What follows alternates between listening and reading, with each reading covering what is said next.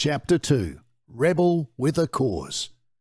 Having worked for quite a while in tough manual jobs, I decided I wanted to better myself. I was told the only way to get ahead was to get an apprenticeship.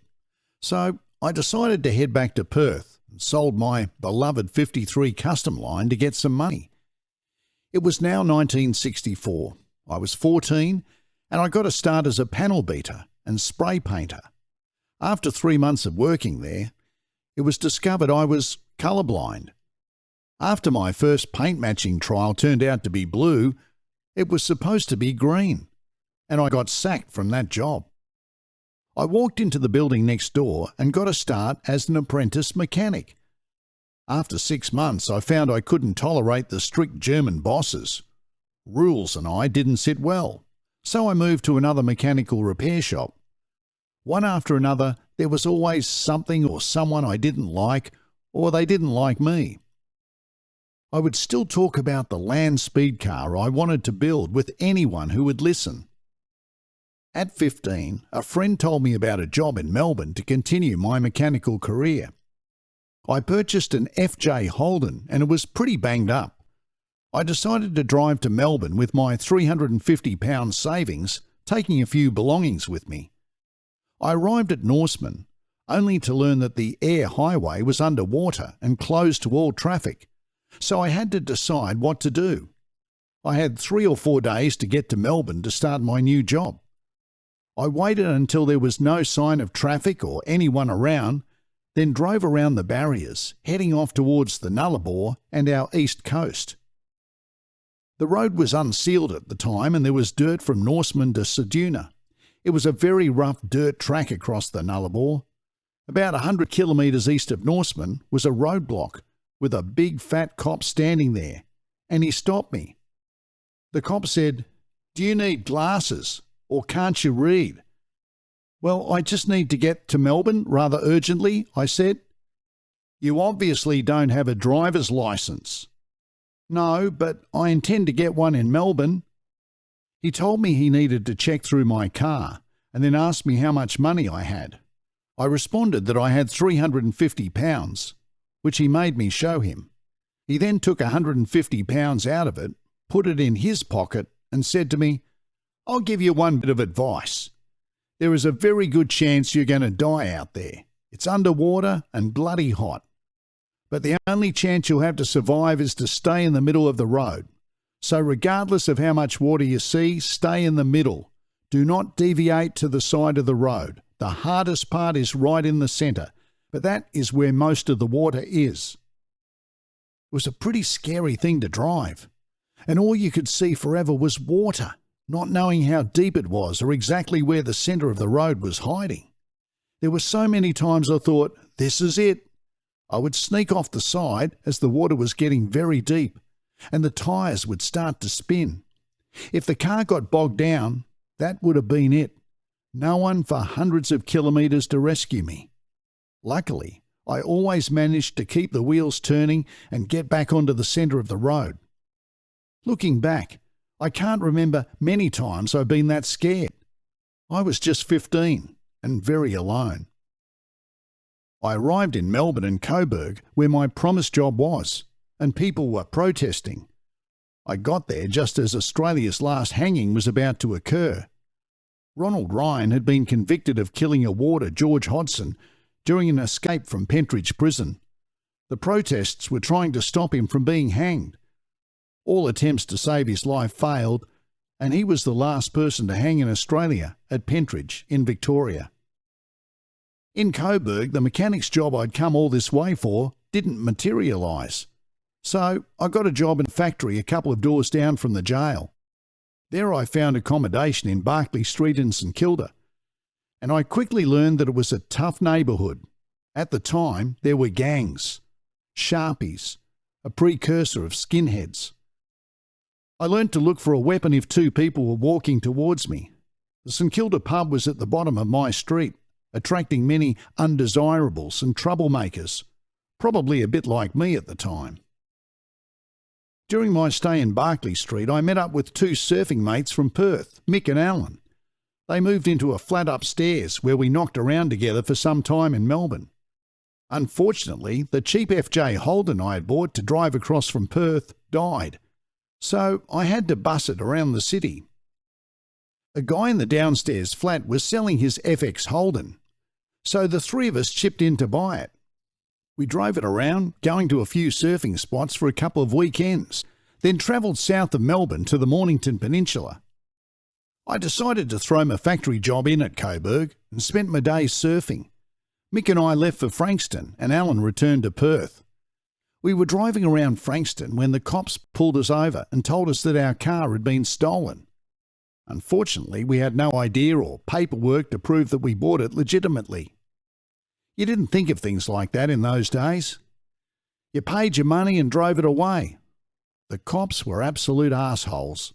They took us down to Frankston Cop Shop and beat the shit out of us. Both my eyelids were cut so severely I couldn't even see out of them, which took my mind off my cracked ribs. Mick and I went to court the next day, and luckily for us, Mick's uncle was a lawyer in Melbourne and appeared for us in court. We saw him speaking to the prosecuting guys, and he must have pulled some strings somehow. Perhaps they owed him a favour. Anyway, we heard the charges, and it was an open and shut case as far as the police were concerned. My biggest problem was having a criminal record, which could have ended very badly. The judge was about to hand down his sentence and asked the prosecuting lawyer whether there were any previous convictions. I was shitting myself, but at that moment, the prosecutor dropped the paperwork so the judge couldn't see it and said, "No, Your Honour, I have nothing here in front of me." The judge ordered that we leave Melbourne within 24 hours, and we were put on a train back to Perth. Going on a train across most of Australia, I thought would be a fantastic experience. So I climbed up between two carriages and sat on the train's roof.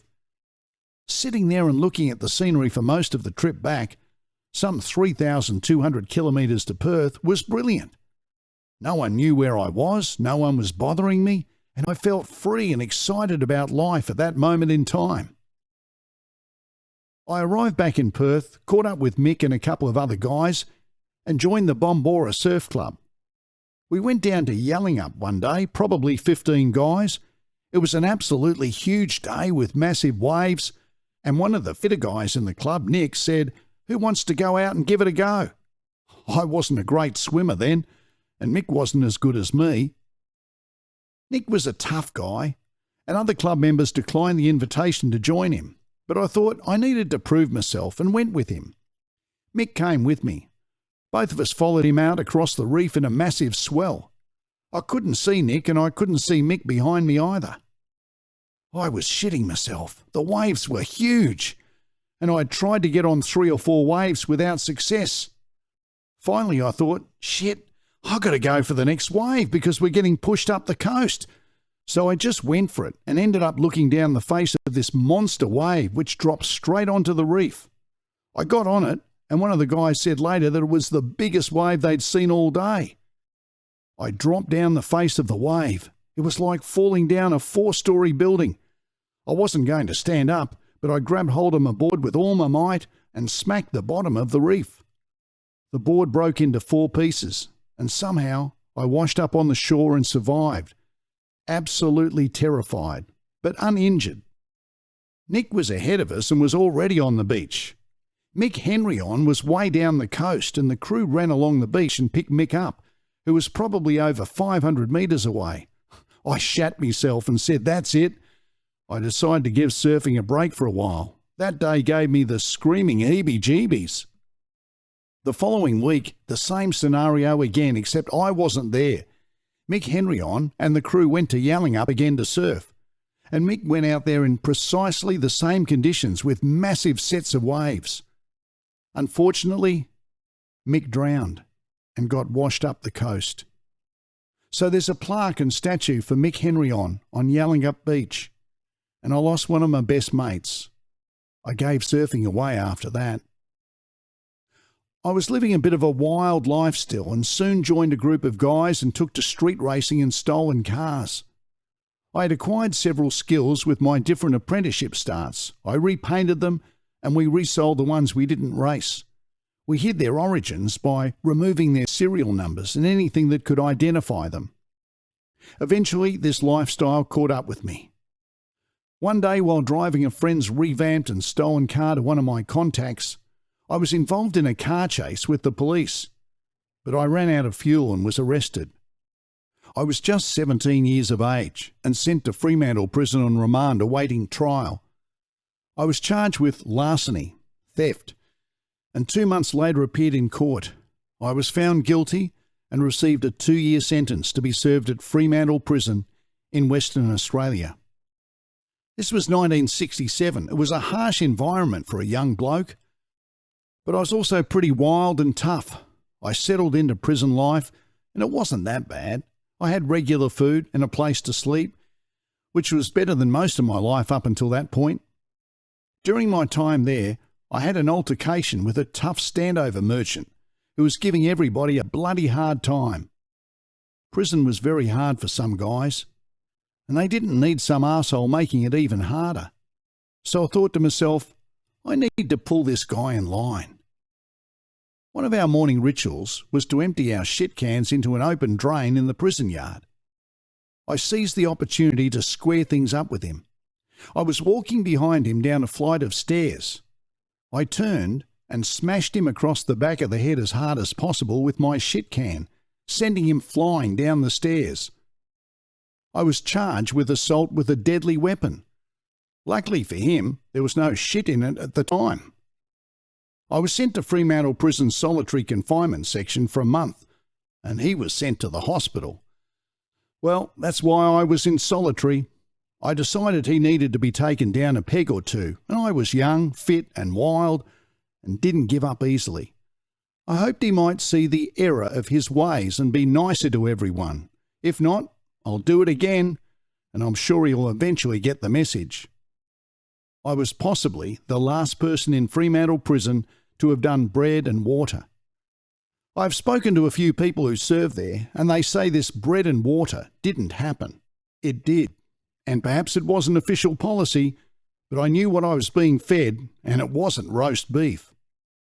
In my tiny cell, if I climbed up the back wall and looked through the small barred window, I would get a great view of the gallows where my late-night visitor as a kid, Eric Edgar Cook, had been hanged.